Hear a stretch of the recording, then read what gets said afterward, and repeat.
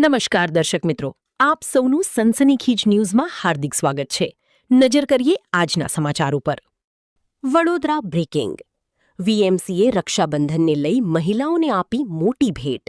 રક્ષાબંધનના દિવસે મહિલાઓ અને બાળકો ઈ-બસ અને સિટી બસમાં ફ્રી મુસાફરી કરી શકશે.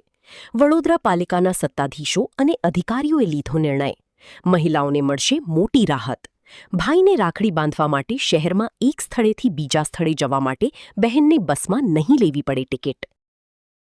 રક્ષાબંધન નિમિત્તે મહિલાઓ માટે પાલિકાએ ભેટ આપી છે, શું છે? આપના માધ્યમથી તમામ નાગરિકોને જણાવવા માંગીશ કે રક્ષાબંધનના પાવન પવિત્ર તહેવાર નિમિત્તે વડોદરા શહેરમાં શહેરી બસ સેવામાં તમામ મહિલાઓ તથા બાળકો તદ્દન મફત મુસાફરી કરી શકશે. બાળકો કેટલા વર્ષ સુધીના મુસાફરી કરશે અને કઈ તારીખથી કેટલો સમય? બાળકો 12 વર્ષ સુધીના, જે એડોલસન્ટની ઉપરની જે એજ લિમિટ છે 12 વર્ષ સુધીના, અને તારીખ 28/8/2026 રક્ષાબંધનનો દિવસ ફક્ત એક જ દિવસમાં.